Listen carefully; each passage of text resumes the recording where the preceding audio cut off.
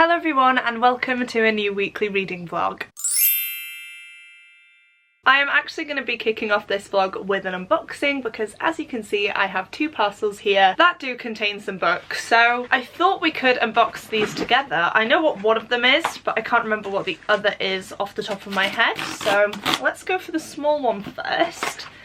This should be the next Fallen Kingdom books if I can get it out. Yes it is. This is Frozen Tides by Morgan Rhodes, which is book 4 I believe. Yeah, book 4 in the Fallen Kingdom series. I have just hauled books 3, 5 and 6 and this is the last one I needed to complete my collection and I'm so excited to own it now. This is a YA fantasy that is often compared to Game of Thrones and I've just finished the first book, loved it, and I'm continuing on with the second book in this vlog actually. So yeah, very excited to have this one, cannot wait to get to it, and I'm so happy that I finally own all of the books in this series now. This is a big box and I'm trying to think what it could be, but honestly I'm not too sure. It is a very chunky book as well. It is... oh, of course it is! This is A Day of Fallen Night by Samantha Shannon. This is the sequel to The Priory of the Orange Tree. I don't know how well you'll be able to see it because of the light, but wow, this is stunning and it's going to look so good next to the first book. Hopefully that was in focus for you guys, I'm sorry if not. But yeah, I cannot wait to get to this one. I didn't pre-order any special editions because the one that I have, I don't think it's a special edition at least. It might be a Waterstones one, I'm not sure. But I wasn't too bothered because I know that this book is going to be difficult to read because of the size. That was definitely the case with the first book. The pages kind of warped as I was reading it, and so I thought there's no point me getting a special edition of this if I'm gonna read it and it's gonna get battered, I suppose. So yeah, I didn't do that. I might try and get my hands on one if I really love this, but as long as I have the book, I honestly don't mind. This is going to look so nice next to Priory of the Orange Tree. I genuinely cannot wait to see them together. But I honestly don't even know how to describe Priory of the Orange Tree off the top of my head for you guys because it is a very complex adult high fantasy book from Samantha Shannon, who is the author of the Bone Season series. The first book is a sapphic book. We follow two main characters, both of them are women. One is a dragon rider, one is a queen, and we essentially follow their journeys and see how their paths come together and intertwine as they strive to make the kingdom a better place. This is the sequel and I genuinely don't know anything about this one, so I'm gonna have to read the synopsis, which I of course won't read out to you now though because it will spoil everything that happened in the first book essentially, but I can't wait to see where our characters are at in this book and if we do get to see them at all actually. But it does say here, intricate and epic, A Day of Fallen Night sweeps readers back to the world of the Priory of the Orange Tree, showing us the course of events that shaped it for generations to come. That sounds amazing. I cannot wait to get to this. I honestly don't know when I will though, and I will definitely have to either reread Priory of the Orange Tree or watch a book talk or recap video about it because I think I read it about 2 years ago now, it might even be longer, and yeah, I definitely am not going to have remembered most of the information, so we'll definitely have to do that before diving into this one. But I'm so happy to have it, and it is a chunky book as I mentioned, so it's definitely going to take some getting through, but yeah, it's such a beautiful book and I'm so happy that it's out now. Right, moving on to the books that I plan on reading in this vlog though. I have actually taken a few days off reading since the end of my last vlog because if you saw that one, you'll know that I essentially finished off my 3 books in quite a short amount of time, and I think I just needed a bit of time myself then to kind of get over that. I do have 3 books here to show you today. I actually have physical copies of all of them, which is very exciting because I rarely have that. But the first book that I need to read as soon as possible is of course The Blade Itself by Joe Abercrombie. This is the first book in the First Law series by him, which is an expansive adult high fantasy series. Sorry, my voice is going. And I am reading this as part of the Catch Up Book Club, which is a book club hosted by Becca from Becca and the Books here on YouTube. If you were watching my videos whilst I was participating in the last round of Catch Up Book Club, you'll know that we read The Realm of the Elderlings by Robin Hobb, which was a 16-book series that you can see behind me here. I'm not too sure how many books are in this series, but this is the first one and I have actually started it now. I started it yesterday. I am not far in at all, but I have decided that I'm going to go with the audiobook for this one, just because it's very unlikely that I can sit down and dedicate some time to reading a very dense adult high fantasy book. I am trying to read and listen to this just so that I can retain all the information, but I have 11 hours and 43 minutes left of the audiobook. It's not telling me how far through I am, but the chapter I'm up to is No Choice at All, which, as I mentioned, is definitely not that far in. Okay, No Choice at All starts on page 26, so I've definitely made it that far through. But I will be listening to this on my commute to and from work every day. I will try and listen to it as I do some odd tasks around the house, and hopefully that will mean that I can finish this, I want to say by the end of the week, but that might be a little bit ambitious. We shall see. I honestly don't know anything about this one. All it says on the back is Logan Ninefingers, infamous barbarian, has finally run out of luck. Caught up in one feud too many, he's about to become a dead barbarian, leaving nothing behind but bad songs and dead friends. Giselle de Luther, paragon of selfishness, has nothing more dangerous in mind than winning glory in the fencing circle. But war is brewing, and on the battlefields of the frozen north, they fight by altogether bloodier rules. Inquisitor Glockta, cripple turned torturer, would like little more than seeing Giselle come home in a box. But then he hates everyone. Cutting treason out of the heart of the Union, one confession at a time, leaves little room for friendships, and his latest trail of corpses could lead straight to the rotten heart of the government, if he can just stay alive long enough to follow it. That definitely doesn't give too much away. I have had the perspectives of Logan and Inquisitor Glockta so far, but not Giselle, so I can't really tell you guys too much more than that at the minute, unfortunately. But of course, as soon as I get into this book, I'm sure I will have a lot of thoughts, and yeah, I can't wait to finally be starting this one, and hopefully, as I mentioned, I can finish it this weekend so that I can tune into the live show and hear everyone's spoilery thoughts on it. The next two books that I have here, we have The Murder of Roger Ackroyd and Rebel Spring. So this is an Agatha Christie murder mystery, and then Rebel Spring is of course the second book in the Fallen Kingdom series. I was planning on reading The Murder of Roger Ackroyd first, however,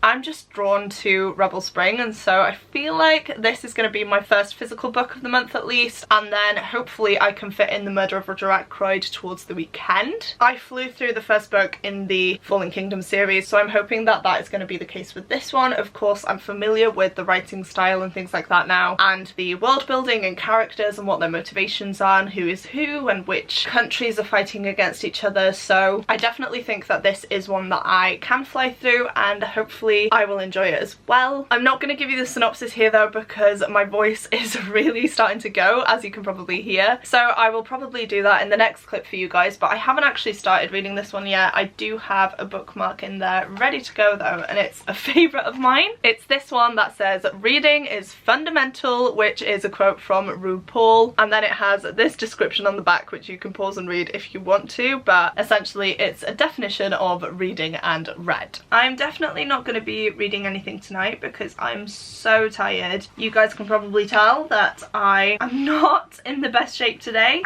My throat started hurting a few hours ago, and I definitely feel like I need to have an early night tonight. It's currently Sunday the 5th of March, I want to say. Yeah, Sunday the 5th. I'm gonna end this clip here for now because I don't want to drag it on any further. I don't have anything to say on any of these books so far because of course I haven't started them. So I am gonna head off to bed now. I'm gonna take off my makeup, take out my contacts, and just go to sleep so that I can get up early for another work day tomorrow and start the reading week off, hopefully on a high. Right guys, I know it's only been a second for you, but it has been 2 weeks since I first started this vlog. When I tell you I have had the most chaotic 2 weeks of my life, I am genuinely not exaggerating. So essentially, straight after filming that first clip, I applied for a new teaching job. I then was asked to go for an interview, and a few days later I found out that I was successful. I have a new job, which means I will be leaving my current workplace in about a week and a half, which is terrifying. So that happened.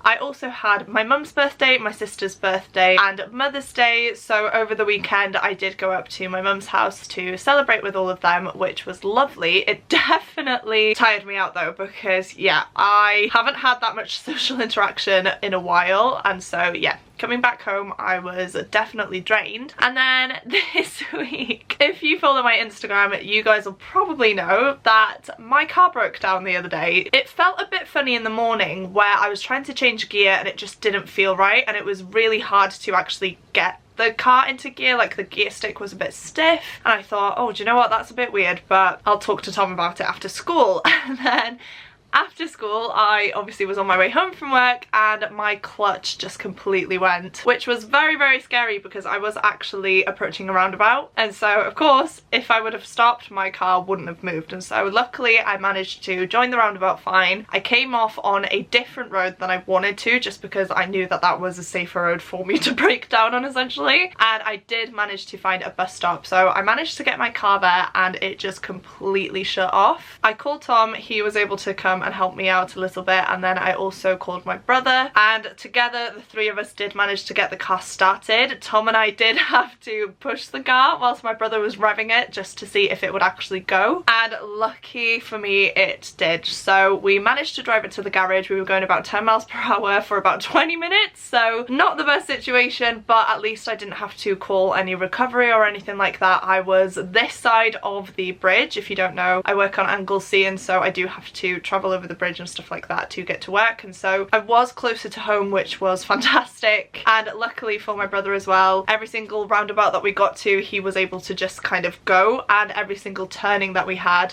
cars saw our hazard lights, and yeah, they were very lovely and let us continue on our journey. So yeah, I've just had the most chaotic 2 weeks. It has been crazy. My mental health has just been up and down. My anxiety has been up and down, and so I haven't really been able to focus a lot of time on reading. And then I did actually have another spanner thrown in the works because I had actually bought myself a ticket to a Cassandra Clare live stream event where I did get my own copy of Chain of Thorns. Now this is the UK tour edition. It is exclusive to the tour, and if you bought a ticket you got sent this book, and so that is what I did, assuming that it was going to be a spoiler-free book talk. However, one of you guys commented on a video where I was mentioning this and said that the stream was actually very spoilery, and so I did actually manage to read this one last week in its entirety.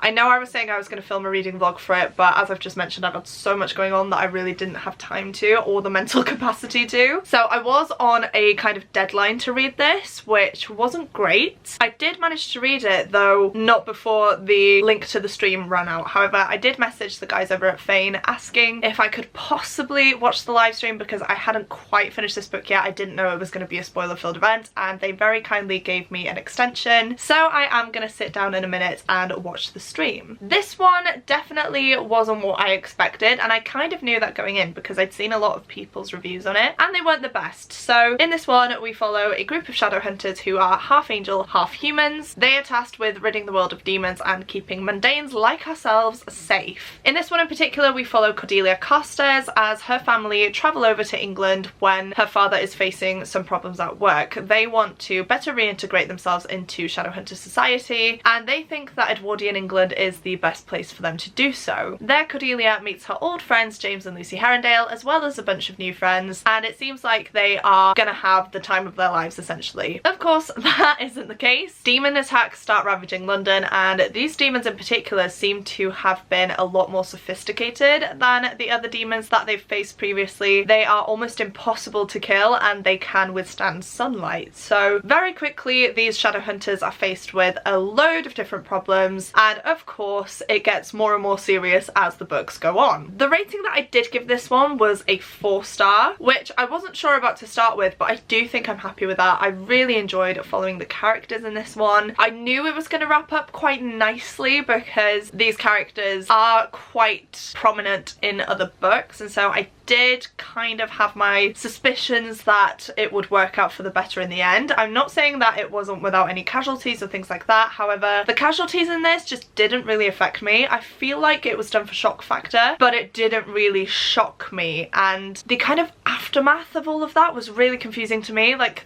things happened and people died and it was just kind of brushed over and we didn't really see a lot of it, which is such a shame. And so yeah, things like that definitely threw me off. However, I love the characters, I love seeing the relationships between all of them, I love seeing other characters in this world that we are familiar with, and yeah, just the whole dynamic is such a good one. So I do think nostalgia won for me over enjoyment of plot in this one. So a 4-star rating for me is good, I think. I would normally give all my Shadowhunter books 5 stars just because I love them so much. However, this one did feel a bit strange. I think it's how I felt reading the last book in the Dark Artifices trilogy. That was so far-fetched. That was even worse than this one, to be honest with you, but I just couldn't suspend my disbelief enough, and so yeah, it really took me out of the story. And then after hearing a lot of other people's reviews, I definitely think that that is the case with a lot of people, and they just expected a little bit more from these. So I did enjoy this one, however, not the best book ever, which I'm really sad about. I am very excited for the Wicked Power series though, which I don't actually know when they're coming out, but Swordcatcher as well from Cassandra Clare, I've just seen the arcs of them and they look stunning. That is her first adult fantasy novel, and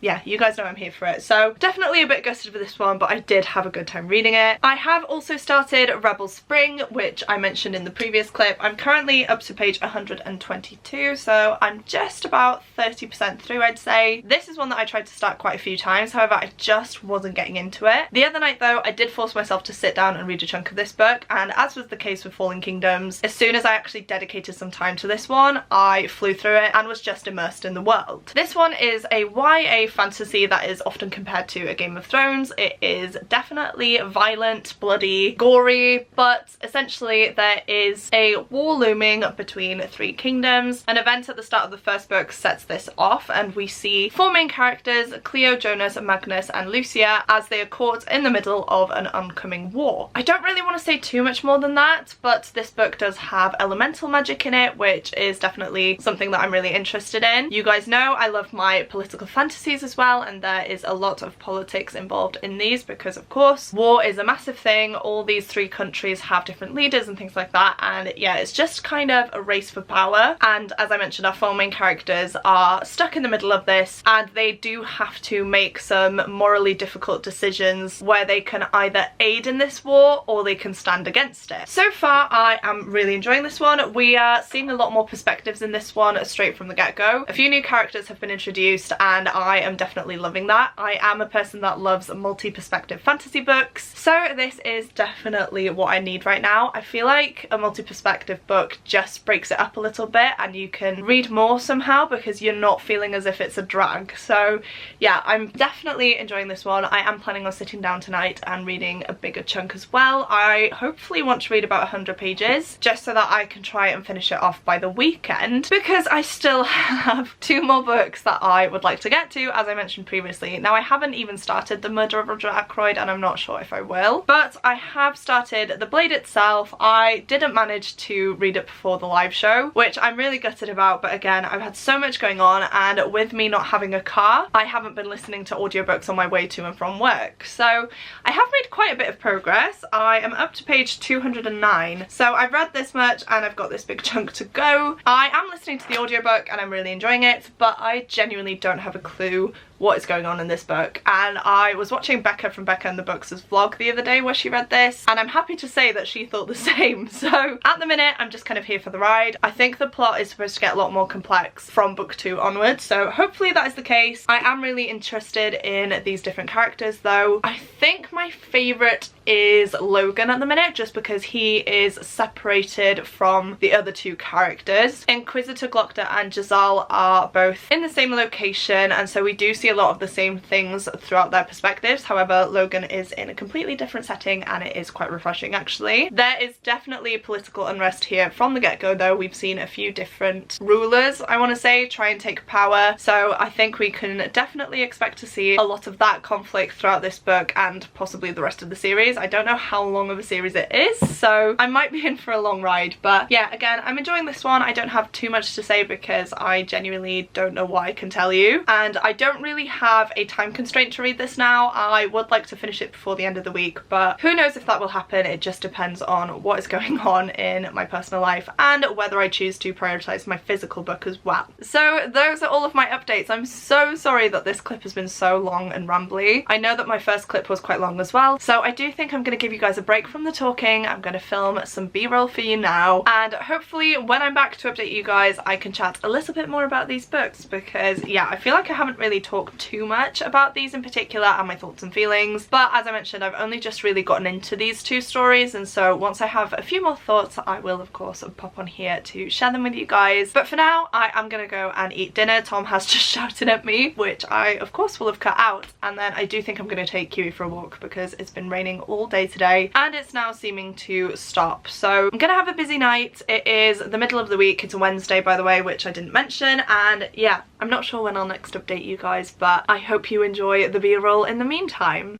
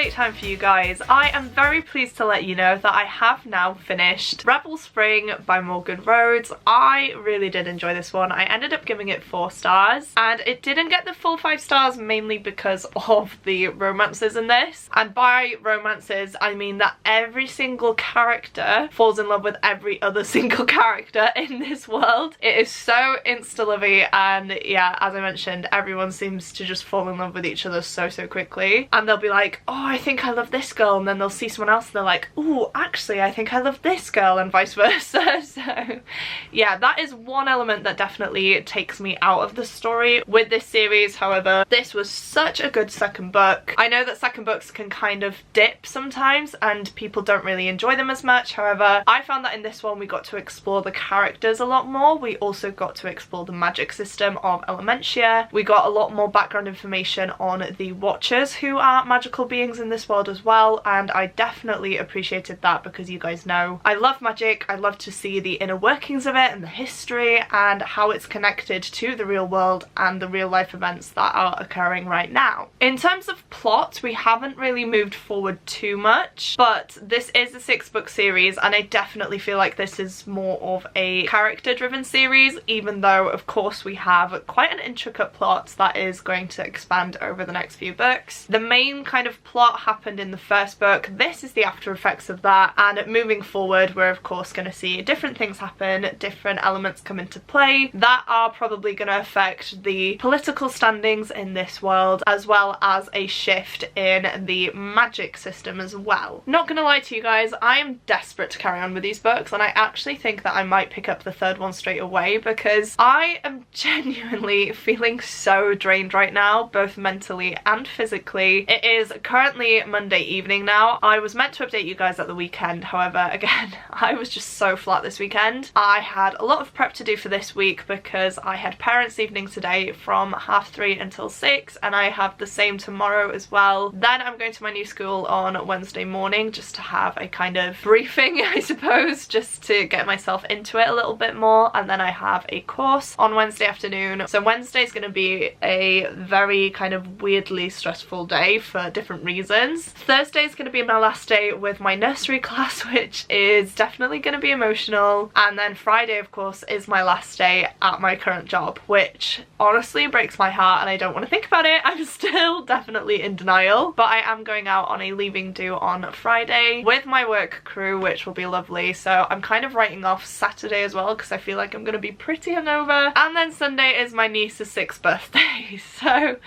yeah, essentially a lot is going on at the minute. I am not planning on filming another weekly reading vlog until the first week of Easter now, because all the reasons I just mentioned. Essentially I just don't have the time or the mental capacity to start filming another reading vlog. This has already spanned across 3 weeks, so if that doesn't tell you the mental state that I'm in right now, nothing will. But yeah, this is definitely a comfort series for me right now. I am familiar with the plot, the world, the characters, the politics, the magic system, and I feel like this is what I need at the minute. The writing style is so easy to get lost in, and yeah, I feel like I am reading these books very quickly because I'm just enjoying them so much. So I definitely think that continuing on with the third book is a good option for me. I do still have The Murder of Roger Ackroyd on my TBR that I haven't actually gotten to yet. However, I do kind of want to listen to that on audio, and as I still haven't finished The Blade itself yet, I can't move on to another audiobook because it would just confuse me and I would put off finishing both. So I might end up picking the third one of this up. I'm not sure though. I haven't filmed my April TBR yet. That is going up this Sunday though, so I need to fit that in at some point if I can, but I can probably finish out the third book before filming that video, to be honest with you. So yeah, I'm in two minds. I don't know whether to try and just power through The Blade itself, however that means I won't be reading anything physically, and then I could read the prior book physically, but I just love listening to the audiobook, especially as they're narrated by Hugh Fraser, who is the person who played Captain Hastings in the ITV adaptations. So that is essentially where we're at, guys. I don't know where I'm at in The Blade itself physically, however I can let you know where I'm up to with the audiobook. So I currently have 4 hours and 13 minutes left, and the chapter I'm up to is Words and Dust. I honestly don't even know where I've put my copy. I thought I'd put it on the shelves behind me actually, but it's not there, so it's probably downstairs. But just to give you guys some proof, there you go, you can see that I have that 4 hours left. I am listening to it at 1.8 speed, not 2 times the speed, just because I feel like if I listen at 2 times the speed, sometimes I do miss key information. So listening to it a little bit slower just helps me retain the information that I'm getting and just follow along with the story a lot better. So I definitely think I can finish this one in the next 2 to 3 days. I wanted to get this reading vlog up on Tuesday for you guys, however with my parents' evening I'm just not going to have time to edit this, let alone finish the book. So I think worst comes to worst, this video will be going up Friday, which is definitely not ideal, but I'm sure you guys understand. For now though, I am going to end this clip here. I do have some food cooking downstairs, so I definitely need to go and check on that. As well as that, I don't want this video to be overly long. So the next clip should be me wrapping up this vlog and giving you guys my my final thoughts on the blade itself. At the minute, I don't really have anything extra to add on what I said previously. I'm enjoying it. I'm loving seeing all the different characters. I love the politics that is involved as well, and yeah, this is a lot of setup for the rest of the books in the series, so I think once I carry on with the series I'll have a lot more to say, but for now it's a good introduction and I am really enjoying it. I've done it, you guys. I have finally finished The Blade Itself by Joe Abercrombie. This took me so long, and I was gonna say I don't know why, however I do. It's because of the whole car business, it's because of the stresses I've had, which of course I won't go into them. It is currently Saturday though, so that means that I have now finished in my, I was gonna say current job, but I finished. So yeah, I finished at my last workplace, which was really sad. I had a work due last night and I finished this one this morning, so I thought I should pop in here now and wrap up this vlog because Lord knows it's been a long one. It's probably been such a boring one, so I do apologise. But as I mentioned, life has just been so hectic. I have 2 weeks off for Easter now though, so hopefully I should get back to my old self. But this one, I don't have too much to say about it, as I think I previously mentioned. This is very much a character-driven novel, not a plot-driven novel. However, there are elements of this that do, of course, move the plot forward and set it up for the next book. The way it left off, I'm very excited about because our characters are moving from one place to the next with a purpose and a goal in mind, which is definitely exciting. I feel like in this one, again, there was a lot of characters just kind of faffing around and waiting for other characters to set things in motion, and so yeah, I feel like with a purpose now, this series will be driven forwards. There were, of course, a lot of politics involved in this one. We have the North, who are threatening to invade this kingdom. We also have the inner workings of rebels in the city and things like that. And then we also have magic in here, which I loved. I love the magic system. I love Bias, who is the first of the Magi, who is I guess you could call him a magician in some sorts, a wizard, if you will. But yeah, he was fantastic. I loved his character. I definitely think he is a Gandalf type of character. He is old, no one kind of believes in him anymore, which if you're familiar with The Lord of the Rings, Gandalf does get a lot of stick in the first book as Gandalf the Grey because people are kind of tired of him by now. They think he's losing the plot a little bit, and that is definitely a comparison that I could see in Baez. But of course, he has a strategy in mind, he has his own game plan, and I'm excited to see what happens with these characters, what happens with the war, the magic system, all that jazz. And yeah, I'm so glad that I finally finished this one. I have actually started watching the live show for the Catch Up Book Club, so I am just gonna carry on watching that throughout the day. I'm really enjoying hearing everyone's thoughts on this book and what they think is going to happen in the next books as well, and just revisiting it now that I've finished it. I can go back and think like, oh, that happened, and then this is significant because of this, and oh, I forgot about this, and this character did this. And yeah, it's just a really good time. I'm definitely going to take a break from this world now though, because this has consumed my life for the past like 3 weeks. So I am going to be listening to other audiobooks from other genres just to kind of break it up a little bit, and then next month, which is now May, I will be picking up the second book, and I will hopefully fly through it a lot quicker than I did this one. Please do let me know if you've read any of these books and your spoiler-free thoughts below. I love chatting to people about the books that I've read, and of course I will be posting my March wrap-up very soon, so definitely keep your eyes peeled for that if you want a more in-depth look at my thoughts on these books and my overall ratings. I have just realised I never gave this one a rating. I gave it 4 stars. I really enjoyed it. I was compelled to keep reading, but unfortunately the lack of plot did mean that I couldn't give it the full 5. So yeah, again, sorry if this was a rubbish weekly reading vlog. It's definitely not a weekly one, it's about a month-long one, to be honest with you, but that is life, unfortunately. Hopefully though I can get back into the swing of posting these weekly, or at least bi-weekly. That might give me a little bit less pressure. But I am going to end this one here, otherwise I will ramble on. In terms of the emoji of the video, I am struggling quite a bit. I am honestly just gonna ask for some swords because this is called The Blade Itself. There's a lot of fighting in it as it's a grim dark fantasy, and then on the cover of Rebel Spring the man is holding a sword. So if you have made it to this part in the video, please leave me a sword emoji down below. I say this all the time, but seeing you guys comment the emoji of the video truly does mean the world to me. So if you have made it this far through but don't have anything in particular that you would like to say, please go ahead and comment that emoji now to let me know that you're still here. As well as that, please don't forget to click the like button if you like this video and the subscribe button if you'd like to see more content from me. But that is it from me today, guys. Thank you so much for watching. Again, it truly does mean the world to me, and I will see you soon in my next video. Goodbye!